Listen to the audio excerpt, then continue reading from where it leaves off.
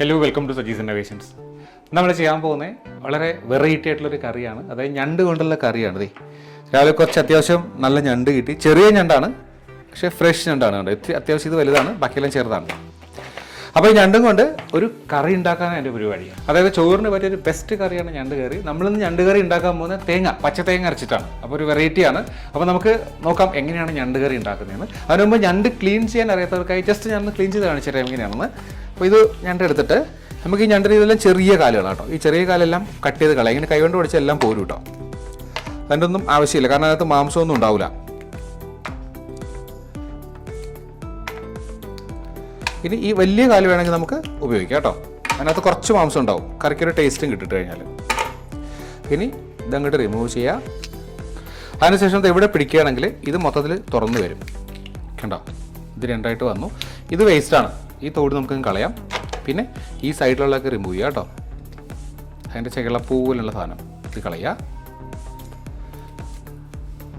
പിന്നെ ഈ ഞണ്ടിൻ്റെ മഞ്ഞ നിറത്തിൽ കാണുന്നത് ചിലർ പൊന്നെന്നൊക്കെ പറയും. ഇതാണ് ഞണ്ടിന് ഭയങ്കര ടേസ്റ്റ് എന്ന് പറയും. ചിലത് കറിയുടെ കൂടെ ഉപയോഗിക്കാൻ വേണ്ടി ഇങ്ങനെ മാറ്റി വയ്ക്കും.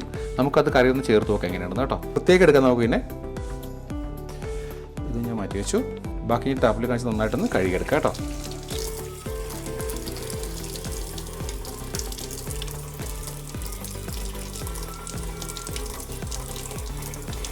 അപ്പോൾ നമ്മുടെ ഒരു ഞണ്ട് ക്ലീൻ ആയിട്ടുണ്ട്. ഇതിലേക്ക് ഞാൻ വെക്കുകയാണ്. അപ്പോൾ ഇതുപോലെ എല്ലാ ഞണ്ടും ക്ലീൻ ചെയ്തതിന് ശേഷം നമുക്ക് വീണ്ടും കാണാം കേട്ടോ.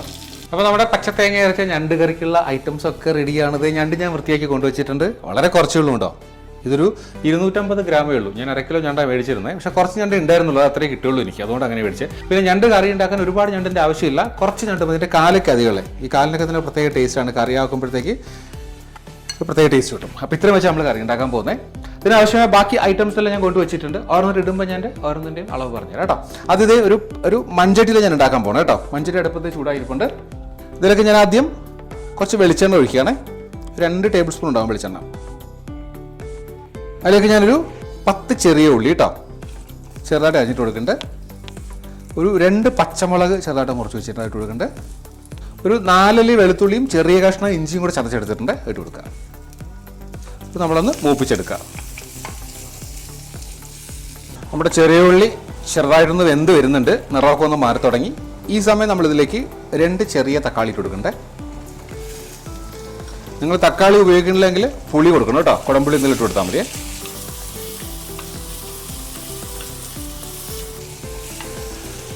തക്കാളി ഇപ്പോൾ നന്നായിട്ട് വെന്ത് ചേർന്നിട്ടുണ്ട് കേട്ടോ.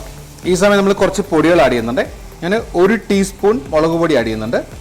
ഫ്ലെയിം ഒന്ന് കുറച്ച് കൊടുക്കണം കേട്ടോ. പൊടി ഇടുന്ന സമയത്ത് 1/2 ടീസ്പൂൺ മല്ലിപ്പൊടി ആഡ് ചെയ്യുന്നുണ്ട്. 1/4 ടീസ്പൂൺ മഞ്ഞൾപ്പൊടി ആഡ് ചെയ്യുന്നുണ്ട്. ഈ പൊടികളുടെയൊക്കെ പച്ചമണം മാറുന്നവരെ ഇളക്കി കൊടുക്കുക കേട്ടോ. ഈ സമയം നമ്മൾ പ്രത്യേകം വെച്ച് ഞണ്ട് ഇതിലേക്ക് ഇട്ട് കൊടുക്കുക കേട്ടോ. ഞണ്ടിട്ട് നന്നായിട്ടൊന്ന് മിക്സ് ചെയ്ത് കൊടുക്കുക. നമ്മളിതുവരെ ഉപ്പിട്ടിട്ടില്ല കേട്ടോ. ഉപ്പ് വേണമെങ്കിൽ നേരത്തെ ഇട്ട് കൊടുക്കാം, ഞാൻ വിട്ടുപോയതാണ്.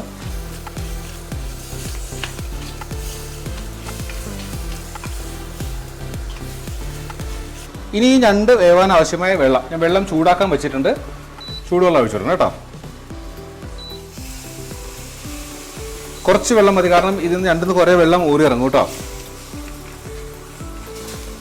പിന്നെ അടച്ച് വെച്ചിട്ട് ഒരു 10 മിനിറ്റ് വേണ്ട, ഒരു 7 മിനിറ്റ് വളരെ പെട്ടെന്ന് തന്നെ വേവും.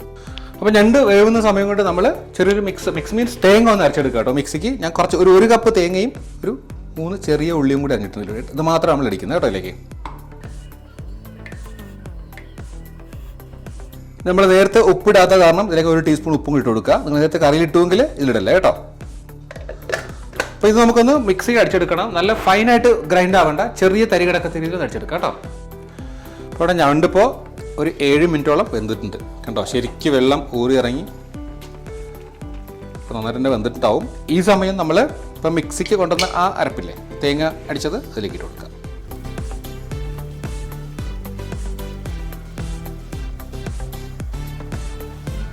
ഇളക്കി കൊടുക്കുക കേട്ടോ.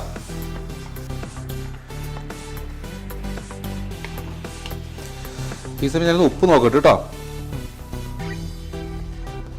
ഉപ്പ് ആവശ്യത്തിനുണ്ട്. ഉപ്പ് വേണമെങ്കിൽ ഈ സമയം നോക്കിയിട്ട് ആഡ് ചെയ്ത് കൊടുക്കുക കേട്ടോ. അപ്പോൾ നമ്മൾ തേങ്ങ കിട്ടത് കാരണം ഇനി ഇത് ഒത്തിരി അങ്ങോട്ട് തിളയ്ക്കേണ്ട. തിളച്ച് കഴിഞ്ഞു നമുക്കിത് ഫ്ലെയിം ഓഫ് ചെയ്തിട്ട് അല്പസമയം അടച്ചു വെക്കാം കേട്ടോ. ഇത് മൺചട്ടിയാണ്ട് കുറേ സമയം തിളങ്ങനെ വന്നുകൊണ്ടിരിക്കും, കുറച്ച് സമയം ഇരിക്കട്ടെ. അപ്പോൾ അതേസമയം ഞാനൊരു ചെറിയ പാൻ അടുപ്പത്ത് വെച്ച് കൊടുക്കുകയാണേ. ഇത് കടുക് വറുക്കാൻ വേണ്ടിയിട്ടാണേ. അതൊരു 1 ടേബിൾ സ്പൂൺ കണക്കാക്കി വെളിച്ചെണ്ണ ഒഴിച്ചു കൊടുക്കുന്നുണ്ട്. എണ്ണ ചൂടായി വരുമ്പോൾ ഒരു 1/2 ടീസ്പൂൺ കടുക് ഇട്ട് കൊടുക്കണ്ടേ.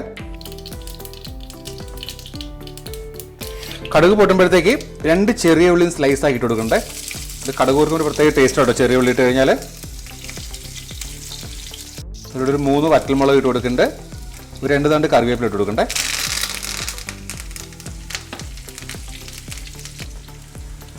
ഇത് നമ്മുടെ ഞണ്ട് കറി ഇവിടെ നന്നായിട്ട് വെന്ത് ഇരിപ്പുണ്ട്. അതിലേക്ക് നമ്മളിതിൻ്റെ ഒഴിച്ചു കൊടുക്കണേ.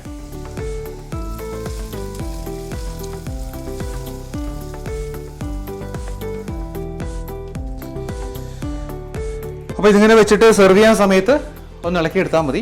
അപ്പോൾ ഇത് ചോറിന് ഭയങ്കര ടേസ്റ്റുള്ളൊരു കറിയാണ്. ഇതുണ്ടെങ്കിൽ വേറെ ഒന്നും വേണ്ട ചോറ് കഴിക്കാൻ. എന്നെ സംബന്ധിച്ച് വളരെ ഇഷ്ടമുള്ളൊരു കറിയാണ് ഞണ്ട് കറി. അപ്പോൾ ഈ ഒരു റെസിപ്പി വളരെ സിമ്പിളാണ്, എല്ലാവർക്കും വളരെ പെട്ടെന്ന് ഉണ്ടാക്കി എടുക്കാനും പറ്റും. അപ്പോൾ ഈ ഒരു റെസിപ്പി ഇഷ്ടമായെങ്കിൽ ഇതുവരെയും എൻ്റെ ചാനൽ സബ്സ്ക്രൈബ് ചെയ്യാത്തവർ ദയവായിട്ട് സബ്സ്ക്രൈബ് ചെയ്യുക, ലൈക്ക് ചെയ്യുക, ഷെയർ ചെയ്യുക. സോ മറ്റൊരു വീഡിയോ ആയിട്ട് വീണ്ടും കാണുന്നവരെ ബൈ ഫ്രം സജീസ് ഇന്നോവേഷൻസ്.